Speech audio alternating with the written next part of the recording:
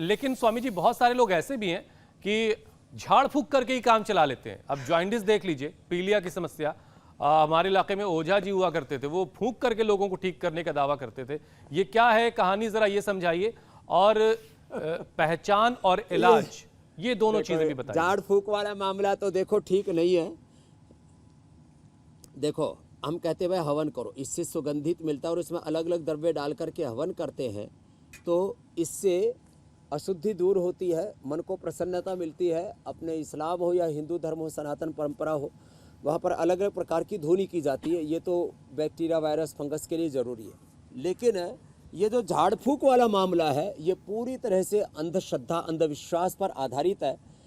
किसी को जॉन्डिस हो जाए, आप उसको इसके अरंड के पत्तों का रस पिला दीजिए, भूमि आंवला, पुनर्नवा या मकोई का रस पिला दीजिए, सेवनाक की छाल का रस पिला दीजिए। किसी को जॉन्डिस हो जाए तो अर्क, जो मदार जिसको कहते हैं, उसकी छोटी कोपल वो पान के पत्ते में चबा लेते, उससे भी जॉन्डिस दूर हो जाता है। सर्वकल्प और कायाकल्प तो 40-50 रुपए की टोटल दवाई है। 2 काढ़े लिए, काढ़ा बना करके पी लिया, उससे जॉन्डिस ठीक हो जाता है। तो इंद्रायण का मूल, उससे भी जो है जॉन्डिस ठीक होता है। वो कितना लेना होता है, मूंग की दाल के बराबर। या इंद्रायण का बीज अधिकतम छोटी उम्र में 1, बच्चों को 2 और बड़ों को 3 से 5 बीज तक दे देते, खांड में मिश्रण में मिला करके। गरमुंडा जिसको बोलते हैं इंद्रायण, तो इंद्रायण का मूल और इंद्रायण का बीज दोनों से ये ठीक होता है जॉन्डिस। और ये लिवोग्रिट खा लें, इसी से जॉन्डिस ठीक हो जाता है। थोड़ा पिंडली दबा लें, इसी से जॉन्डिस ठीक हो जाता है। स्वामी जी, खाली पेट अनार खा लें और उससे भी पाचन तंत्र और जॉन्डिस अच्छा हो जाता है। मूली तो ये की जॉन्डिस सब्जी, का मूली के पूरा इलाज पत्तों, बता दिया 100%। एलोपैथी में दरअसल इसका कोई इलाज नहीं, तो इधर उधर लोग झाड़ फूक वालों की दुकान तो आपने बंद करा दी। पत्ते और मूली का को खा लेते हैं थोड़ा सा नमक मिला के। जी चलिए स्वामी जी, ये तो आपने बताया कि जॉन्डिस को कैसे दूर किया जा सकता है और कितना झाड़ फूक में अंधविश्वास छिपा है।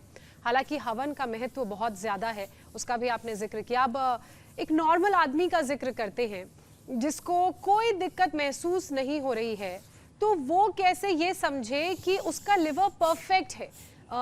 जो हेल्दी लोग हैं थोड़े से, उनके लिवर टेस्ट की अगर बात की जाए तो सिंपल तरीका उनके लिए बता दीजिए कि उन्हें घर पे ही पता चल जाए। वैसे तो करीब 25% लोगों को फैटी लीवर है, करीब 5% लोगों को हेपेटाइटिस की प्रॉब्लम है, करीब 5% लोगों को ही अब लीवर सिरोसिस हो रहा है।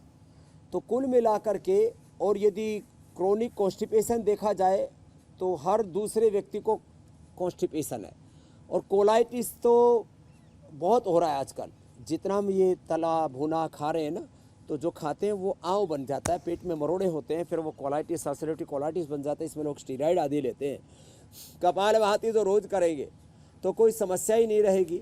यदि किसी को ज़्यादा ही शक हो रहा है, पेट लंबे समय से पाचन तंत्र गड़बड़ है, तो अल्ट्रासाउंड से तुरंत पता लग जाता है फैटी लीवर का।